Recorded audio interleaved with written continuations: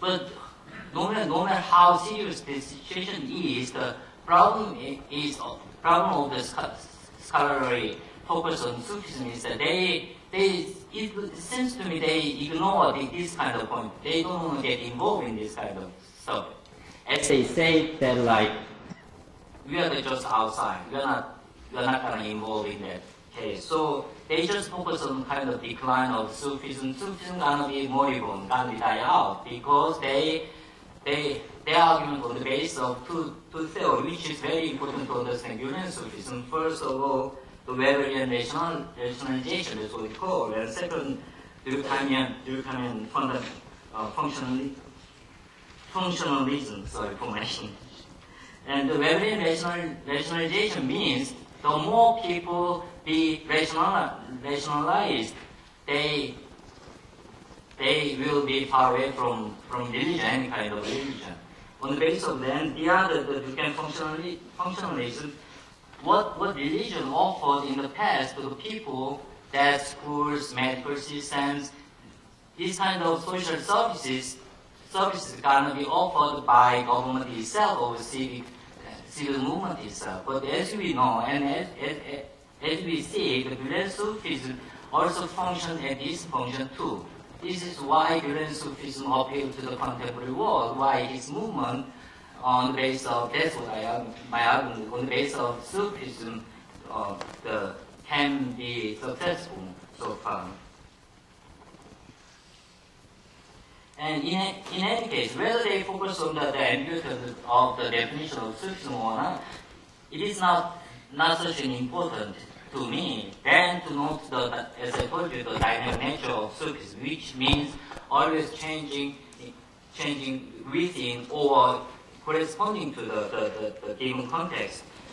In this sense, there are many researchers who focus on and who argue that neo-traditional Sufism without Tasawwuf, and global Sufism. That's one of the characteristics of Gülen Sufism that I research is Sufism without God, which means Sufism without any Sufi orders. Sufism itself is there, but not Sufi orders. And it makes it even obvious.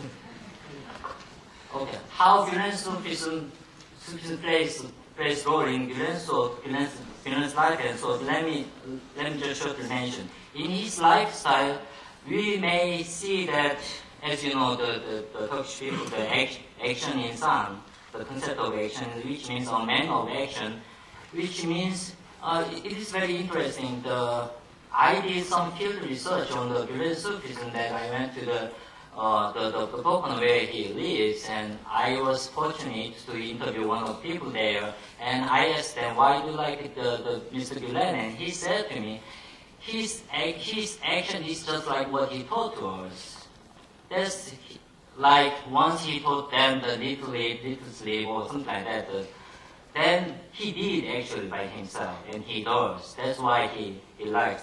This is the concept of a man of action more than ideal, which means in my presentation, the Sufism does not only plays a formate role in Gülen's thought, but also that Gülen's action also displays very, very well, very, very clearly about his thought. There is no big difference between his action and his thought. And in the same sense, his Sufism, his idea of Sufism and his practice of kind of Sufi spirituality. And the other stuff, just let me read one. As in instance case, his style of sermon also reflects his view of Sufism. Gülen is well known as the most effective and unique sermonizer.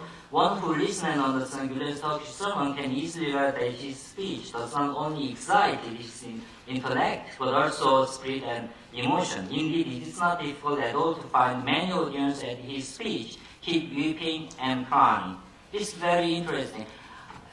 When I didn't know anything about Turkish, many people were crying while watching the videos. And I was so much wondering why these people are crying. And now I'm crying. Kind of. This reflects and represent, in the academic sense, I think this is my main argument on the Arif dimension, which is not differ from alim dimension. Alim refers to the kind of intellectual. Arif means more to Sufi, within Sufi boundary. It's not get knowledge from something. I cannot say with this kind of understanding, but in Sufi theology, it means that spiritual summon, which means Arifian foundation, spiritual mystical experience that is closely related to the Sufi theology of knowledge, Marifa, is quite different to clarify in language. And as such, Gülen touches a spring in the heart of listeners, not only on the brain.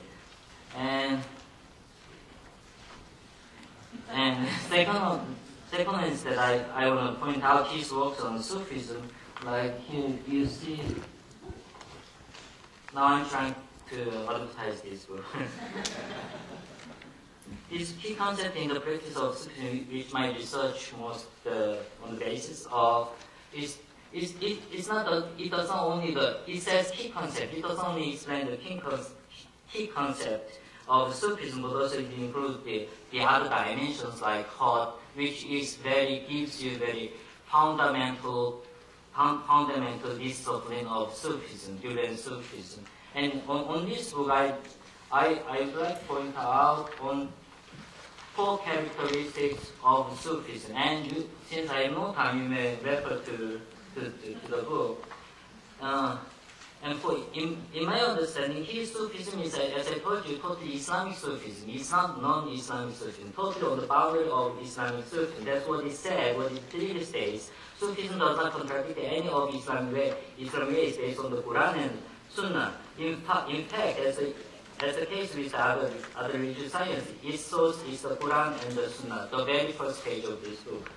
And my second point is about the Gülen Sufism characteristics. Sufism without tariqah, as I told you, tariqah get removed many of